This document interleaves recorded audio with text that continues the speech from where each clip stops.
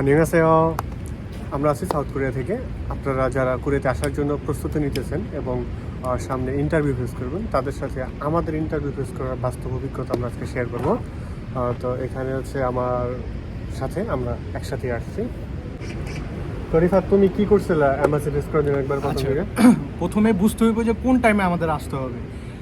সকাল 4টা থেকে 6টা এর ভিতরে আসলে হবে। আর প্লাস তোমরা সবাই কি সারিবদ্ধভাবে লাইনভাবে দাঁড়াতে হবে। সবাইকে প্রথম 4জন 5জন মেবি প্রথমে 10জন করে ভিতরে ঢুকাইতে দেয়, তারপর হলো 5জন করে এভাবে সিরিয়াল ঢুকায়। আচ্ছা, তারপর কি ভিতরে ঢুকতে হবে। এম্বাসির ভিতরে ঢুকলে তখন কি প্রথমে একটা টোকেন দিবে ব্যাগের জন্য টোকেন দিলে কি ব্যাগের টোকেন লাগে, তোমার কাছে একটা টোকেন থাকবে, একটা টোকেন হলো ব্যাগের সাথে লাগানো থাকবে। তারপর কি তোমাদের একটা ফর্মে সাইন করতে হবে, পাসপোর্টের নাম্বার, নিজের নাম প্লাস মোবাইল নাম্বার লিখে। তারপরে কি তোমাদের ভিতরে গিয়ে কি একটা সিরিয়াল নাম্বার দিবে, ওই অনুযায়ী কি সবাই বসতে হবে। আর যাদের বিষয় ইন্স্যুরেন্স ফর্ম থাকবে, ভিসা অ্যাপ্লিকেশন ফর্ম থাকবে, সেগুলোতে কি নিজের ছবি লাগাতে হবে। আর ছবি কিন্তু অবশ্যই কোরিয়ান সাইজ হইতে হবে, ভিতরে 3.5/4 কোরিয়ান সাইজ। গ্লু স্টিকও ভিতরে থাকবে, সেগুলো দিয়ে ছবি লাগে কি মানে অপেক্ষা করতে হবে। একজন দুজন করে মেবি যাইতে বলে, বা 4জন করে। তা ভিতরে গেলে কি ভিতরে একজন কি গার্ড থাকবে, তা গার্ডকে তাদের কাছে আমাদের ডকুমেন্টসগুলো প্রথমে দিতে হবে। দিলে কি সে ডকুমেন্ট সব সিরিয়াল ওয়াইজ সাজায় দিবে, সাজায় কি তোমাকে বলবে অপেক্ষা করতে।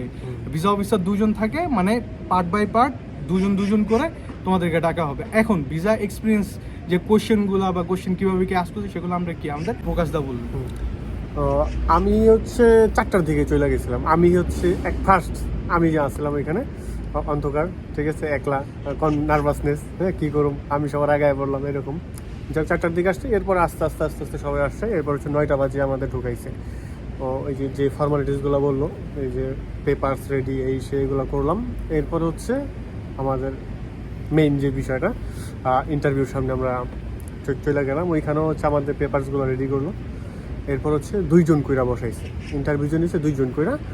মাঝখানে হচ্ছে কাচের একটা দেয়াল থাকবে, ওই যে ইন্টারভিউয়ার ওনাকে হালকা দেখা যায়। আর প্রশ্নগুলো করবে হচ্ছে স্পিকারে, ঠিক আছে, আপনি শুনতে পারবেন, বুঝতে পারবেন। তো যেই প্রশ্নগুলো অ্যাকচুয়ালি করে আমাকে, যে প্রশ্নগুলো করছে যে আচ্ছা আমি কেন কোরিয়াতে যেতেছি, পড়াশোনা করার জন্য। তারপরে যেরকমভাবে পারবেন বলবেন কেন করে যেতেছি। হচ্ছে আমার স্পন্সরকে এটা জিজ্ঞাসা করছে। আর তারপর স্পন্সরের ইনকাম সোর্স কী, ঠিক আছে, এটা জিজ্ঞাসা করছে।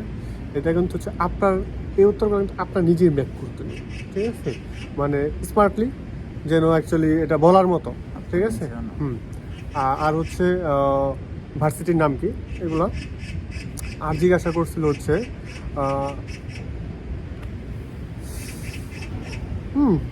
এইগুলোই মোটামুটি প্রায় এগুলো জিজ্ঞাসা করবো। আর আরেকটা বিষয় হচ্ছে আমি ওইখানে কিন্তু আপনার সব মেইন ডকুমেন্টসগুলো নিয়ে দিচ্ছি, যতগুলো আপনার ডকুমেন্টস আছে সব মেইন ডকুমেন্টস নিয়ে যাবেন। এরপর আমার যে জিনিসটা মিস্টেক হয়েছে, আমি হচ্ছে ট্যাক্সের চালান কপিটা নিয়ে যাই নাই। হ্যাঁ, তো আপনাদের ট্যাক্সের যে ডকুমেন্টসগুলো আছে এগুলো আপনারা সবগুলো নিয়ে যাবেন। আপনার যেটা লাগবে, না লাগলে নাই, ঠিক আছে, কিন্তু আপনি সাথে করে নিয়ে যাবেন, এটা ভালো। কারণ আমি আবার ট্যাক্সের চালান কপি উঠাই, এরপর আবার ওদেরকে দিচ্ছি। তো ট্যাক্সের যে ডকুমেন্টগুলো আছে এবং যত হচ্ছে ইম্পর্টেন্ট ডকুমেন্টসগুলো আছে সব মানে মেন কপি নিয়ে যাবেন। আর সবচেয়ে বড় বিষয় হচ্ছে আপনার কনফিডেন্স থাকতে হবে 100%, কিন্তু ওভার কনফিডেন্স থাকার প্রয়োজন নেই, ঠিক আছে, যে আপনার এই টাকা কই থেকে আইছে আপনি এগুলো আমার শ্বশুরে দিচ্ছে, ঠিক আছে, এডি করার দরকার নেই। আর হচ্ছে আমার কাছে তো ভিসা ইন্স্যুরেন্স নাম্বার আছে, হ্যাঁ, যাদের কাছে ভিসা ইন্স্যুরেন্স নাম্বার আছে তাদের ভিসা মোটামুটি 98% শিওর। তারপর সৃষ্টিকর্তা, কিন্তু কনফিডেন্স রাখবেন, যেগুলো প্রশ্ন করবো স্মার্টলি অ্যান্সার দেবেন সাহস সহকারে। কারণ আপনার ভিসা ইন্স্যুরেন্স আছে দেখে যে আপনি একবারই সব কিছু জয় করে হয়েছেন, বিষয়টা কিন্তু এরকম না, ঠিক আছে। ইন্টারভিউর মতো দিবেন, আশা করি হবে। তো এখানে মামুন, আমরা একসাথে আসছি। তো তুমি অ্যাকচুয়ালি তোমার কি জিজ্ঞাসা করো, তোমার কেমন আছে ফেসটা ওই দিন? আমরা যেই দিন আসলে অ্যাকচুয়ালি ফেস করছিলাম, ওটার দিন ছিল রবিবার। তো যেহেতু উইকের ফার্স্ট ডে, তো অবভিয়াসলি ওই দিনটা সব থেকে বেশি ক্রাউডেড থাকবে। আমরা অ্যারাউন্ড 109 জনের মতো একটা সিরিয়ালে দাঁড়াইছিলাম। আমার ইন্টারভিউটা হয়েছিল লাঞ্চের পরে। ওদের একটা লাঞ্চ পিরিয়ড আছে, ওই টাইমের পরে ওখানে সিরিয়াল নাম্বার তারা উল্লেখ করে দেয় যে আপনার সিরিয়াল কত নাম্বারে আছে। দেন ওই সিরিয়াল অনুযায়ী লাঞ্চ ব্রেকের পরে আবার লাইনে দাঁড়াতে হবে।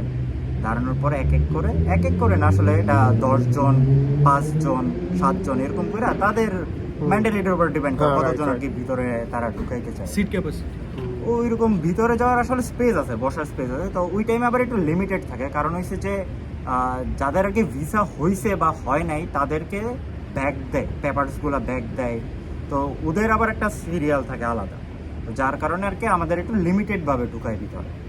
দেন এম্বাসি যেহেতু বলছে রিফাত যে ভিতরে বসাবে দুইজন ইন্টারভিউর 2 জন ওইখানে এক এক করে বসানোর পরে তারা আর কি আপনাকে কোশ্চেন করবে যে আপনার নাম কি, কেন যাইতেছেন, কোন ইউনিভার্সিটিতে যাইতেছেন, এবং ডকুমেন্টস যখন চেক দেয় তারা অ্যাকচুয়ালি তারা খুব মার্ক করতে থাকে যে কোন জায়গায় ফল্ট হয়েছে অথবা রাইট আছে। এখন আপনি যদি দেখেন যে ওই জায়গায় গুল চিহ্ন করতেছে, এটার এই মানে না যে আপনার ফল্ট আছে, কারণ কোরিয়ার মধ্যে গুল মানে হয়েছে ঠিক, Right. আর ক্রস মানে ক্রস খারাপ, তো তারা ওই জিনিসটাই এখানে মেনটেন করে। তো ওই জায়গায় যখন গোল দিতেছিল আমি দেখতেছিলাম বিষয়টা হালকা হালকা দেখা যায় ওই জায়গায়, তো তারা ওই বেসিস করে আপনার কোশ্চেন করবে যে আপনি কোন ইউনিভার্সিটিতে যাইতেছেন, দেন আপনার কোশ্চেন করবে যে ট্রেড লাইসেন্সটা কি, দেন হইছে টিন সার্টিফিকেট উনি দেখবে, এবং tin certificate wise tax return যে সার্টিফিকেটটা বর্তমানে এখন এটা অনলাইনে দিতে হয়, ওইটা যখন উনি দেখবে ট্যাক্স সার্টিফিকেটটা, তখন উনি একটা জিনিস চাইতে পারে, সেটা হইছে যে ট্যাক্সের চালান সকল original papers like IL certificate, main সার্টিফিকেটগুলা, ট্রেড লাইসেন্সের মেন কপিটা সব কিছু সাথে রাখতে হইব, যাতে যখন যা চাই আপনি শো করতে পারেন। right. তারা মেন সার্টিফিকেটগুলো রাইখা দিবে, কিন্তু মেনলি একাডেমিক সার্টিফিকেট যেগুলো আছে বাকিগুলো দিয়ে দিবে, আর যদি উনি মনে করে যে না রাখা উচিত ভেরিফাইয়ের জন্য তো রাখতে পারে। বাট আপনি 7 থেকে 14 দিনের মতো মনে সময় লাগে ভিসা অ্যাপ্রুভের জন্য, তখন ওই টাইমে দিয়ে দিবে বিষয়টা, এগুলো কোনো সমস্যা নাই।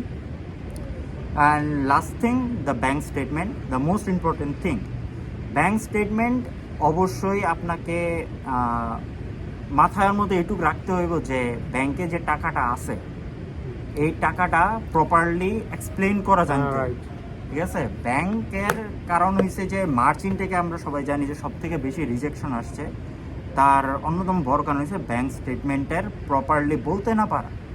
তো যেহেতু একটা বড় অঙ্কের একটা অ্যামাউন্ট ওখানে আছে, মানে দেখাইতে হয়, অনেকে স্টুডেন্ট লোন নেয়, আমিও অ্যাকচুয়ালি নিছি, তোমরা কি নিছো নাকি? আমি নেই। ও নেই। তো ওই জায়গায় কিন্তু এই টাকাটা কিভাবে আসছে, বাবা যদি স্পন্সর হয়, বাবা কিভাবে টাকাটা কি বলে এটা ডিপোজিটটা করছে বা রাখছে, বা অন্য কেউ মা যদি হয় তার ইনকাম সোর্স কি, এসব প্রপারলি বলতে হবে অ্যাকচুয়ালি ওই জায়গায়। যদি কোনো কারণে কোনো ফল্ট মনে হয় তাহলে কিন্তু ভিসা রিজেকশন একটা পসিবিলিটি আছে ওই জায়গায়, মানে এটা প্রপারলি বলতে হবে তোমাকে যে টাকাটা কিভাবে ঢুকছে টাকা। এবং এখানে একটা বড় বিষয় হয়েছে কি, টাকাটা একবারে ঢুকানো যাবে না, বিশেষ করে লোনের ক্ষেত্রে, কারণ ম্যাক্সিমাম ব্যাঙ্কগুলো কি করে তাদের সুবিধার্থে টাকাগুলো একবারে দিয়ে দেয়। তো তুমি চেষ্টা করবা যে এটা ব্যাংকে ম্যানেজ করার জন্য যে টাকাটা যাতে একবারে না ঢুকে, অ্যাটলিস্ট 2বার বা 3বারে ঢুকলে ভালো। কিন্তু এই জায়গায় আরেকটা কথা, যে যাদের ভিসা ইন্স্যুরেন্স ফর্ম আছে তাদের এটা নিয়ে আসলে এত চিন্তা করার সমস্যা নেই। বর্তমানে 2টা ভাবে আর কি হয়, একটা হচ্ছে ভিসা ইন্স্যুরেন্স আর সেকেন্ডটা হচ্ছে যে রিজনাল ভিসা। এই 2টার ক্ষেত্রে এতটা সমস্যা নেই, বাট যে সকল ইউনিভার্সিটি এগুলোর আওতায় নাই তাদের ক্ষেত্রে কিন্তু ওই জিনিসটা ম্যান্ডেটরি, ব্যাংক স্টেটমেন্টটা তারা জিজ্ঞেস করবে। এটা সব থেকে ইম্পর্টেন্ট কোশ্চেন, এবং এটা রিজেকশন হওয়ারও সব থেকে বড় বিষয় আর কি হইতে পারে। বাকিটা আল্লাহ ভরসা, আল্লাহ ভালো জানে কার বাকি কি আছে। ওকে, তাহলে আপনারাও যারা সামনে এম্বাসি ফেস করবেন তারা খুব সুন্দরভাবে প্রিপারেশন নিয়ে ফেস করেন। আশা করি আমাদের সাথে কোরিয়া দেখা হবে, হানিয়াং ইউনিভার্সিটি। Good luck.